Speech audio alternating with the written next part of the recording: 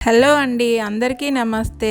నేను మీ అంజలి. Welcome to our channel రుచుల సంగమం. ఈరోజు రెసిపీలో ఇడ్లీలు స్పాంజీగా మెత్తగా వచ్చేలాగా పక్కా కొలతలతో చిన్న చిన్న టిప్స్తో ఇడ్లీ పిండి రెడీ చేసుకుందాము. దీనికోసం 2 కప్పుల మినపగుళ్ళు తీసుకొని నీళ్లు పోసుకొని 2 సార్లు వాష్ చేసుకోవాలి. ఇలా వాష్ చేసుకున్న తర్వాత దీంట్లోకి మళ్ళీ తగినన్ని నీళ్లు పోసుకొని ఈ పప్పుని 6 గంటలు నానబెట్టుకోవాలండి. పప్పు మిక్సీ పట్టుకునే కంటే 1 గంట ముందు ఇడ్లీ రవ్వ నానబెట్టుకోవాలి. 2 కప్పుల మినపగుళ్ళకి 4 కప్పులు ఇడ్లీ రవ్వ వేసుకొని నీళ్లు పోసుకొని ఈ రవ్వను కూడా 2 సార్లు వాష్ చేసుకోవాలి. ఇడ్లీ రవ్వ సన్నగా ఉండేదైతే బాగుంటుందండి. ఇలా రవ్వ వాష్ చేసుకున్న తర్వాత దీంట్లోకి గోరువెచ్చటి నీళ్లు పోసుకొని రవ్వను నానబెట్టుకోవాలి. ఇప్పుడు 6 గంటల తర్వాత పప్పుని మిక్సీ జార్లోకి తీసుకొని కొద్దిగా నీళ్లు పోసుకుంటూ వీలైనంత మెత్తగా మిక్సీ పట్టుకోవాలండి.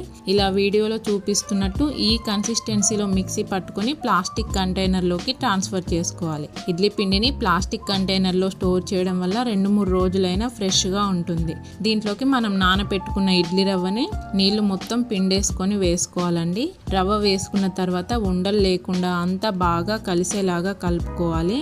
ఇలా వీడియోలో చూపిస్తున్నట్టు ఈ కన్సిస్టెన్సీలో కలుపుకొని దీన్ని మూత పెట్టుకొని 8 గంటలు లేదంటే ఒక రాత్రి అంతా నాననివ్వాలి. 8 గంటల తర్వాత చూడండి పిండి ఎంత బాగా ఉబ్బిపోయి వచ్చిందో పైకి.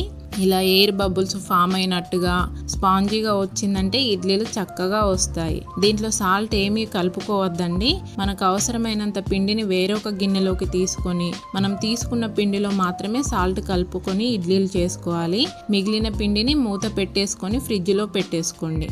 ఇక్కడ బాగా గుర్తు పెట్టుకోండి, పప్పు 6 గంటలు నానాలి, రవ్వ 1 గంట నానితే సరిపోతుంది. అలాగే ఇడ్లీ రవ్వని గోరువెచ్చటి నీళ్ళతో నానబెట్టుకోండి. ఇప్పుడు ఇడ్లీ ప్లేట్కి ఆయిల్ రాసుకొని మనం తీసుకున్న ఇడ్లీ పిండిని ఇడ్లీలు చేసుకోవాలండి. ఇక్కడ నేను ఇడ్లీలని కుక్కర్లో చేస్తున్నాను కాబట్టి కుక్కర్లో నీళ్లు వేడి చేసుకొని ఇడ్లీ ప్లేట్స్ పెట్టేసుకోవాలి. కుక్కర్ మూతకి నేను విజిల్ పెట్టట్లేదండి. విజిల్ పెట్టకుండా మూత పెట్టుకొని వీటిని 10 నిమిషాలు హై ఫ్లేమ్ మీద ఉడికించుకుంటే సరిపోతుంది. చూడండి ఇడ్లీలు చక్కగా రెడీ అయిపోయాయి. వీటిని కొంచెం చల్లారాక ఇలా తీసుకుంటే ఇడ్లీలు ప్లేటుకు అంటుకోకుండా చక్కగా వస్తాయండి. ఇలా నేను చెప్పిన కొలతలతో నేను చెప్పిన టిప్స్తో ఇడ్లీలు చేసి చూడండి, మీకు కూడా చక్కగా ఇలా స్పాంజీ లాంటి మెత్తటి ఇడ్లీలు తప్పకుండా వస్తాయి. ఇలాంటి మరిన్ని రెసిపీస్ కోసం ఈ వీడియోని లైక్ చేయండి, మన ఛానల్ని సబ్స్క్రైబ్ చేసి పక్కనే ఉన్న బెల్ ఐకాన్ని ప్రెస్ చేయండి. మీ ఫ్రెండ్స్ మరియు మీకు తెలిసిన వారితో షేర్ చేయండి. Thank you for watching.